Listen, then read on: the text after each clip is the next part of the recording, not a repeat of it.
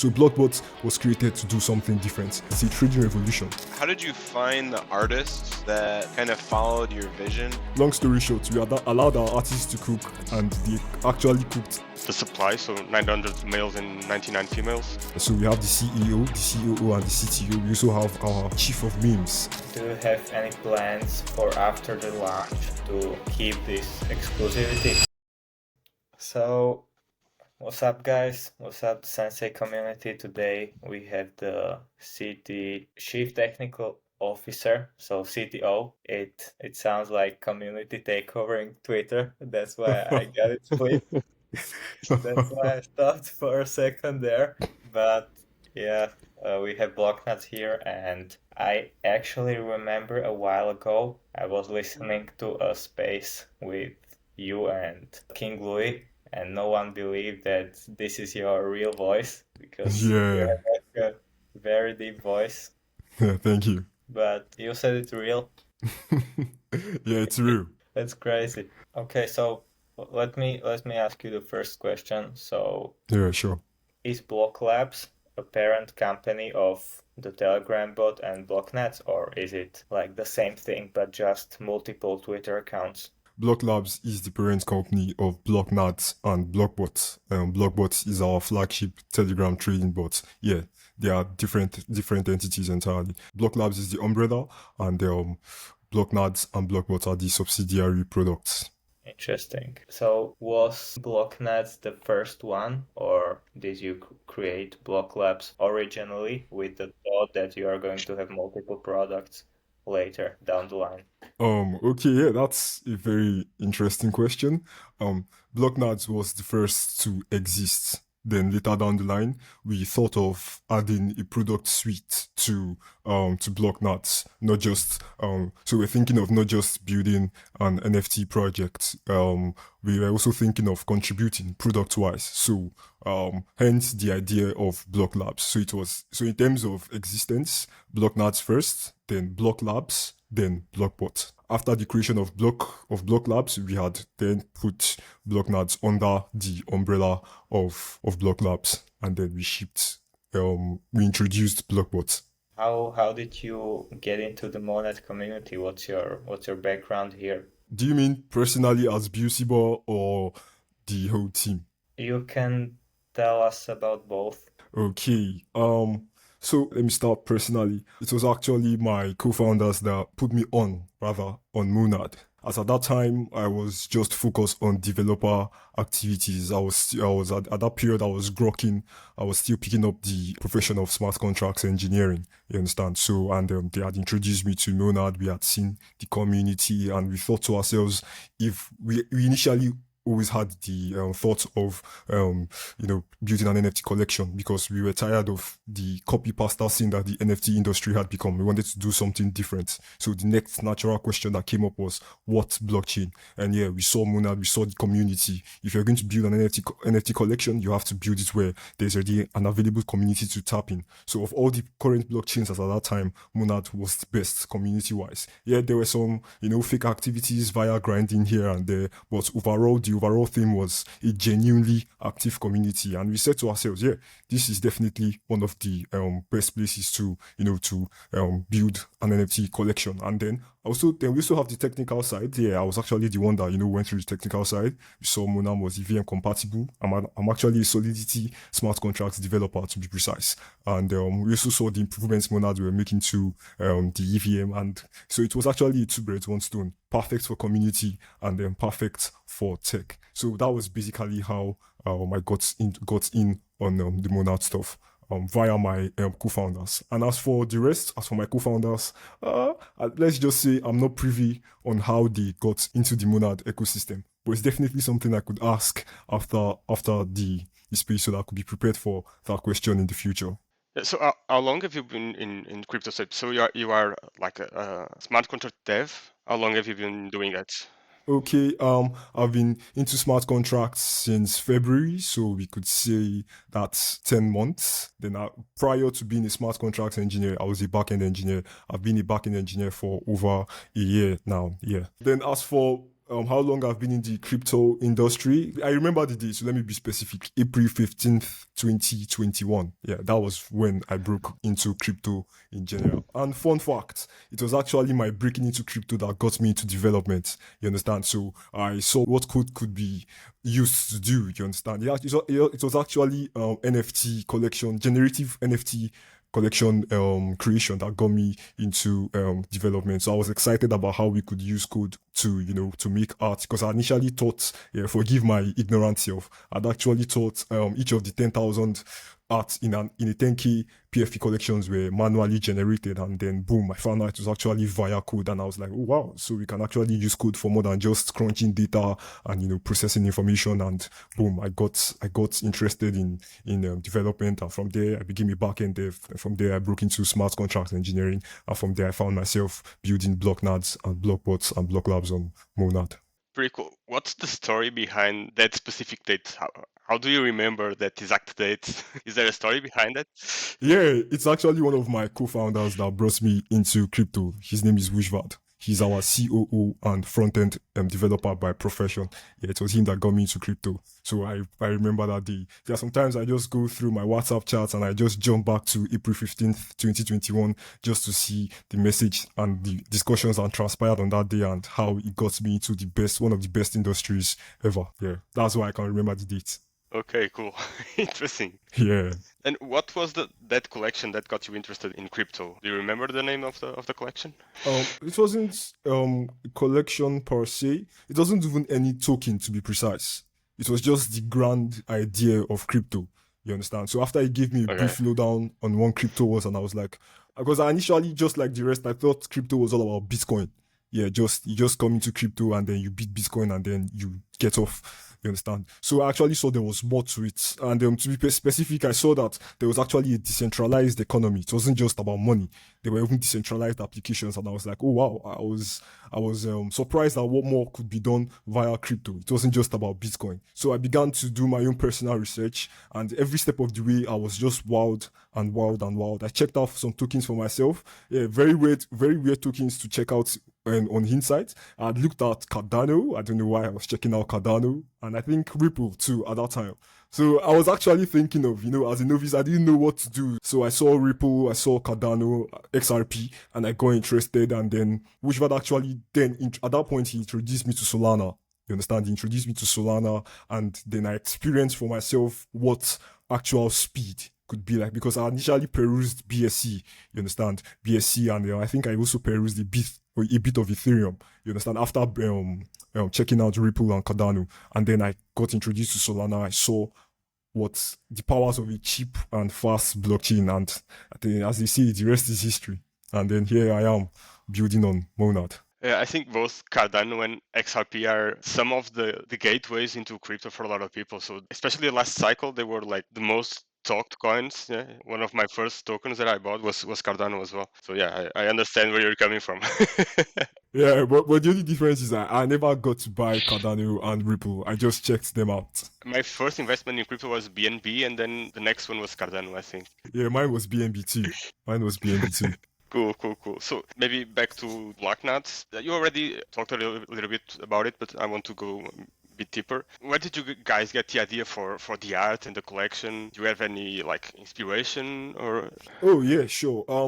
Initially we were gunning for a cyber dystopian world for BlockNads. That's why if you check out our Twitter banner, you would see the banner giving a hint on that. And if you also check out some of the traits, I'm not sure that will be obvious because we've not even released up to 0.1% of our traits. Yeah, so you see the cyber dystopian stuff reflected in our traits. So that was the initial law for BlockNads. And it was actually a law that was inspired by our artists, because you see, at the BlockNads team, we are very much autonomous. Yeah, we have a CEO, we have a CTO, we have a COO, but there's usually little to no guidance from the core team members. Like, we individually and instinctively know what to do. So there's usually little to no guidance. So we had basically just allowed our artists to cook. We just gave them the law details, we gave them the lowdowns, and they took it up from there, and then they started cooking, and then we saw that some of the art was gearing away from the dystopian cyber law we were looking at, but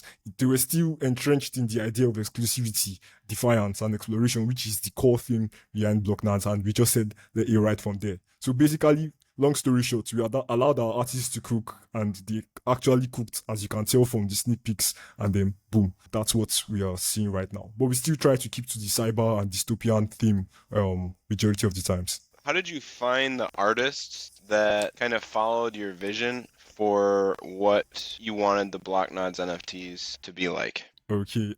We actually have two artists. The lead artist and the art director, and then we have a third artist that's just working on the side for us. He's actually doing it based on contracts. So Imagine, which is the name of our lead artist. Yeah, that was who we started with first. Long story short, he's actually a relation to one of the co-founders. Yeah, it's actually a relation to one of the co-founders. So it was very easy to pass the vision across since they were related, they were close to each other, they were around each other. So it was very easy to, explain the vision and for them to run with the vision. And then for our other artist, Zord, he is someone that we already had experience prior to. We've known ourselves early back as 2021, 2022, you understand? And he's actually a very great artist. He's literally a genius artist, the both of them. So it wasn't so difficult to explain the vision as we already worked together. So I guess familiarity played a very big role in being able to convey the vision to our artists. Yeah, both of them, the lead artists, our core artists, yeah, they are people that we are very familiar with IRL and online. Cool, yeah, I really like the art. I remember when I initially found you guys, I thought it was, a cool idea. I like the dystopian idea behind it as well. So yeah, thank you. Yeah, it's pretty. I was looking now at the post that you made earlier today with the Molandak sidekick. It's really really cool, man. Thank you. Are you talking of the female character or female character? Yeah. With the Molandak on the. Yeah. Cool. For some really odd reason, our artists really cooked with the females. Like, to be frank with you, hours before this space, we were going through the submission from our artists for the female characters, because it's still one collection. We just have male and female, and we were really impressed because they really outdid themselves on the female. Like, the females are actually more rare than the males. There are just 99 females out of 999 NFTs. So the males are 900 in number and the females are 99. And we were like, why did you guys go all out for characters that are going to be very that are going to appear very rarely in the traits? But I guess, I don't know, maybe they just had this strike of inspiration after seeing what they did with the males. So I guess they just improved on the art. Yeah, so I really appreciate your honest thoughts on our art. It pleases us because we've been working on our art for over a year right now. The art you've seen so far for the male and the female characters aren't the first. They're actually iterations. We've been scrapping a lot of things, a lot of traits, a lot of concepts for the males and the females. It's something that has gone over for a year right now. And I just want to put it out here that each and every one of our NFT art, each and every one of the 999 will be closely reviewed and examined by our artists. So it's not just some random generation that you're going to get when you mint a BlockNad. You are looking at something that was perfectly and uniquely created. So it's not just put the traits into a mixer and then get out traits whether they make sense or not. It is something that is going to be individually reviewed by our artists. We've taken a painstaking approach to making sure that our art is up to par, irrespective of your taste in art. That's what we at BlockNads do. Like I said on this previous piece, one of our traits is a mark for excellence. If we're going to do work, we do the best work possible. Yeah, and it shows. Not only the NFT arts, but the other arts that you have here with some characters. It's really cool. It's really well done. Yeah, we were talking about the supply, so 900 males and 99 females. How did you come up to this supply of NFTs? A low supply, yeah. It's not like your regular supply for an NFT collection. Where did you guys go with this low supply, which sounds like very exclusive to be? Yeah, thank you for that question. I really love the questions you are putting forward. Long story short, exclusivity. You see, at the root of BlockNads, like I said in times past, is exclusivity, exploration, and defiance. These core values were what we used to determine the next steps for BlockNads. You understand? So even before we had the total supply in mind, we already knew that we wanted BlockNads to be exclusive. So we can't be talking of an exclusive collection and we are talking of 10,000 NFTs. That isn't too exclusive. You understand? That isn't too exclusive. So by going with the exclusivity mindset, that was what allowed us. That was what it instantaneously determined how our supply should be. So we already knew right from the gate that our supply would be small because of the exclusivity. Then as for the actual numbers, I guess we just like the number 9. Because a lot of things we've been doing behind the scenes, they all work with multiples of 9s and multiples of 3s. But if you think about it, any multiple of 9 is a multiple of 3. So they all work with multiples of 3s and multiples of 9s. Like 900 divisible by 9, 99 divisible by 9. Even the thought of royalties too. We tend for it to be something divisible by 9. So I guess the 999 is just because of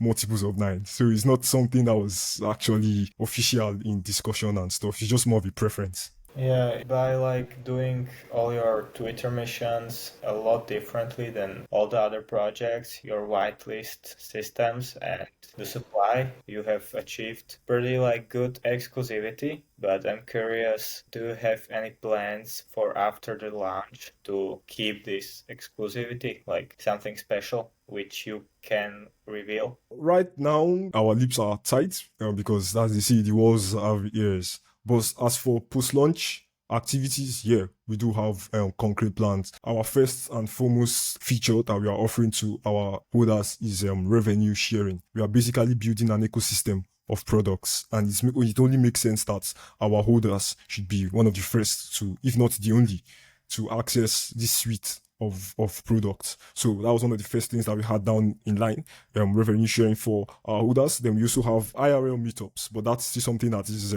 still being discussed because IRL meetups for a global event is not something you just decide to do. There's a lot of logistics that goes into it. There's a lot of thought that has to go into it. But first and foremost is our revenue sharing. Then as for what the things that we have in mind to keep the exclusivity, they are still being formulated. Let me use that word because I don't want to give any actual answer because at BlockNads we have a very dynamic system. You understand? We might go with an idea today and the next morning the 3 of us co-founders just wakes up and then we scrap the idea and do something else. So I don't want to tell you we're going to do something now and then after mint we do something else entirely. Yeah.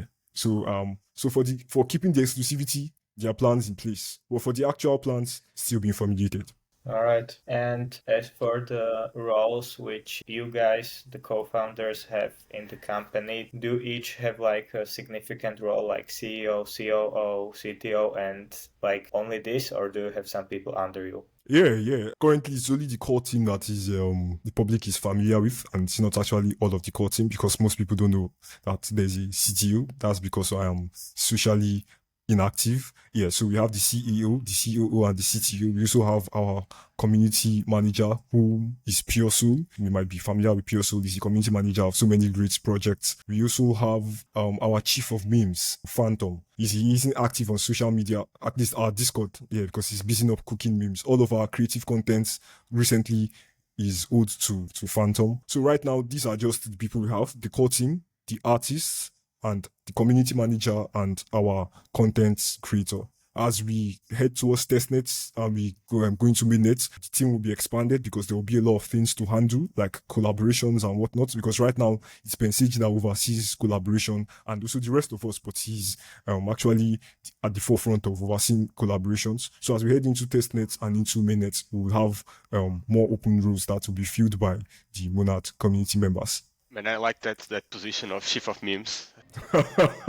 Yeah, that's a great position. Yeah, we also are looking at having ambassadors in the near future for Blockbots and for BlockNads. The details are still being filled. We've actually even been reached out by some people in the personal DMs and the official BlockNads account DMs, asking if they could, be ambassadors and stuff. So in due time, announcements will be made regarding that. So it's just something you want to keep in mind. So if you know any person that is worthy for being an ambassador of the exclusive circle that is BlockNads, you can just shield them in our DMs and we'll take things up from there. Sure thing, and if anyone that's listening that wants to take part in BlockNads as an ambassador, you know who to contact now.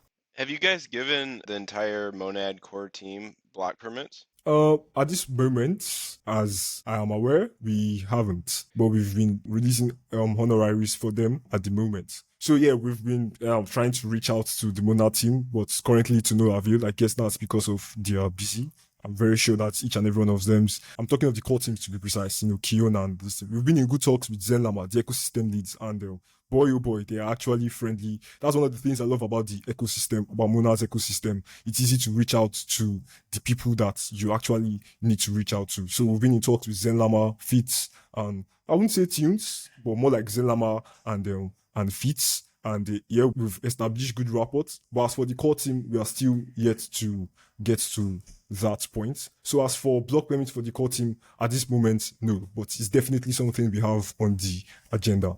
What was interesting to me was seeing that you guys plan to release a Telegram bot, like a trading bot. So what was the thought process around that? Why did you decide to go with a Telegram bot? Because honestly, like I think it's a good idea. I haven't seen anyone do it yet, but how did the idea come? Okay, just like the origins of BlockNads, the copy pasta NFT industry, messy thing that the NFT industry had become, it was also the same thoughts that went into Blockbots. There was also a copy pasta nature as to trading, to be precise, Telegram trading. Nobody was trying out new things. It was just the same generic features across the board for Telegram bots. And we were like, why is nobody trying something different? We had ideas and we were like, why has nobody implemented these ideas? Like, what's going on? Like, we already know the answer, which is purely greed, because I mean, why take your time to do something different where you can just do something else that everybody has done and make the same profits as those people in time past? Because now you have evidence of potential profits to be made than do something that will most likely not work because nobody has done it before. You understand? So most products went to the profit part, which I mean, you can't still dispute them. Profit has to be made in a business. Yeah, you understand? So that understanding was what came into the creation of Blockbots. Let's try something different. And it really pains me that I can't actually give you our UVP, our unique value proposition, because Blockbot is still in the design. Because you said you haven't seen Telegram trading bots on Monad. Maybe it's because of their way undercover, because I've actually seen like 2 Telegram trading bots on Monad, but they are very undercover. So why I found out was because I did in-depth research, and I don't know if they might launch. They might not, but the actual existence of Telegram trading bots. And I'm not trying to shade the competitors, but I am definitely sure that they will do the things that other bots, notably on Solana, would have done with nothing different. So Blockbot was created to do something different. We are trying to bring a social element, long story short, into trading. And I will just stop here and just say more news coming soon. So wait for testnet. And if you actually want to keep abreast of this news, you could follow Blockbot on Twitter and turn on post notifications to see what we are cooking for Blocknotes. Currently, we have a POC, a proof of concept that is live on Sepolia, but the trading functionalities haven't been deployed because the aggregators that we've been in talks with are yet to deploy, because we had the option of going ahead to build our own aggregator or just, talking with existing aggregators. And of course, building an aggregator from scratch isn't child's play. That's going to be strain on developer bandwidth and it's going to be strain on developer time. So we just went with the more common sense approach. So as they are yet to deploy, our trading functionality is yet to be live. And we are currently internally revising our product deck to reflect the actual use case of Blockbot. So I believe when that is live, you could reach out to us, and actually we'd love to share what makes Blockbot different from the rest of the trading bots as it is. So as I like to call it, it's a trading revolution. It's a trading revolution. It's not just another Telegram trading bot. We're actually trying to change the game. Will it work? We have no idea. There's only one way to find out. It's by trying. So that's it. Man, I'm really curious about to see what you guys can come up with. Really cool.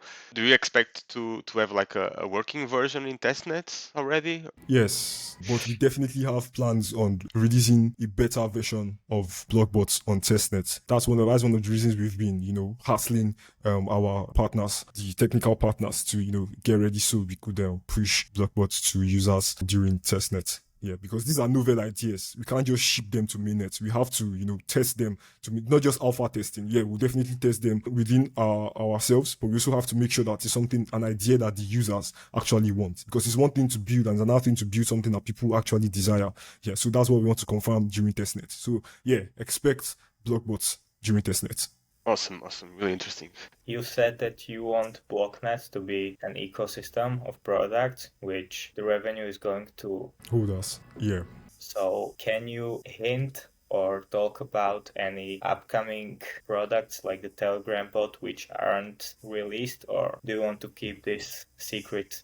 Well, In terms of products, we have revenue generating products and we have public good products. So revenue generating products, the first from Block Labs rather is Blockbot. But we also have a public good coming very soon. We just need the icon or logo of the app to be live, and then we will share it. It's going to be an open source application. It's a way of contributing to the open source community, and hopefully before the year runs out, we will announce its name and its function. It's actually born out of a problem that I personally, as a developer and someone who actually worked with NFT projects in times past, experience. So it's actually my solution to that problem. So in terms of products, we actually have 3, but the third one is tentative. It's tentative. Then we have Blockbot, which is obviously not tentative. And then we have this second one, which I wouldn't like to name because mystery is a beautiful thing. Yeah, mystery is a beautiful thing. So, but in terms of revenue, it's not generating revenue because it's a public good. We built it for free for the public.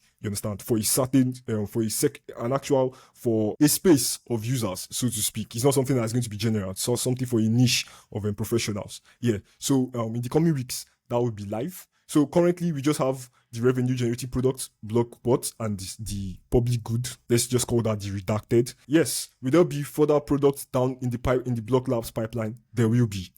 But our focus is on Block Labs because there is actually very few things you can do when you try to do multiple things at once. So rather than spreading our bandwidth so far apart, we've decided to just lock in on Blockbot, making sure it's a success. Then after the successful launch, or should I say deployment of Blockbot, we might now turn our attention to other products in the pipeline. But yes, like I said, an ecosystem of products is being built under Block Labs, of which our holders we have special access to.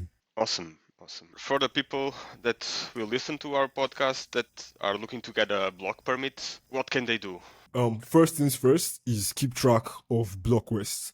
BlockQuest is our weekly opportunity to earn a block permit. And if you're listening to this, I don't know what a block permit is. Long story short, the block permit is BlockNads whitelist. It is the proof of whitelist and proof of invitation into the exclusive circle that is BlockNads. So leave all those grammar aside. It is just our whitelist. So the BlockQuest is the first and foremost opportunity for you to earn a block permit. Every week we have a BlockQuest, which entails the carrying out of tasks. You understand? And if you successfully complete these tasks and hopefully Lady Luck shines on you, you would get a block permit, which comes with the added package of a special invitation into our exclusive Discord community and your block permit card going up on our official block permit announcement Twitter account, which is block permits. And then as we are heading towards testnet, there's something that we call the BlockQuest net.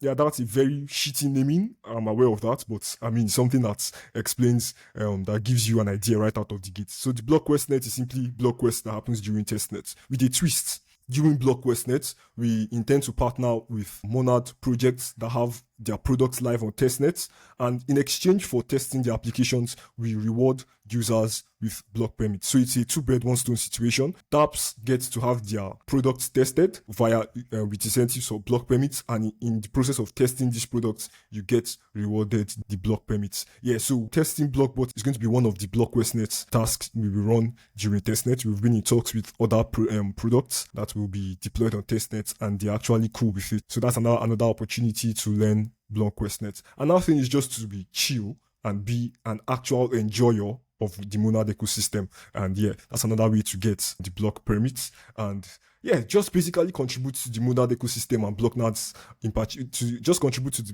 BlockNads ecosystem in particular and to the Monad ecosystem in general. And you will most likely have a block permit sent your way. You understand? Like we've rewarded artists for their good work. We've rewarded artists. We've rewarded content creators. Even content that doesn't actually concern us in general. But we just try to just reward people of value in the ecosystem because that's what we are trying to build at BlockNads. We're not just building a community of just mere people. We are building a community of people that want to explore, people, a community of people that want to contribute in their own way, be they artists, be they content creators, even be they musicians. Like we actually have interesting plans for BlockNads. And that's why I tell people, like I say, and I will say it again, BlockNads is not an NFT project. BlockNads is an experience. Our agenda is to make BlockNads a way of life, not just a community of people you just meet on Discord. It's to make it a way of thought. And we are heading towards that, inshallah. So if you want to get block permits, be of value, contribute to the modern day ecosystem, and hopefully a block permit will come your way. And you can start right out with the block quest. And I will see you when we start our block quest nets during Mona's testnet.